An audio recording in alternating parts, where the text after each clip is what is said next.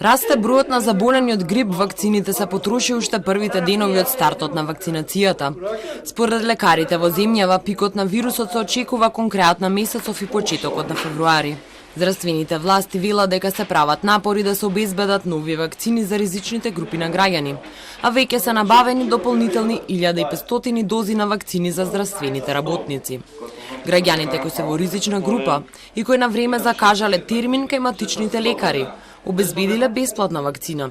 Останатите платиле 650 денари за да се заштитат од грипот. Од ресорното министерство оваа година набавија 49.000 вакцини.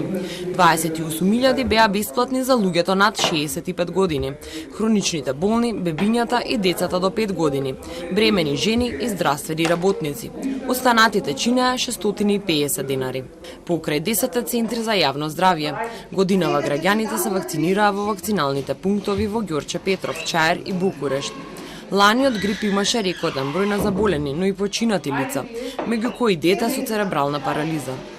20 лица починаа од компликации од грипот, а повеќе од 2000 лица заболеа.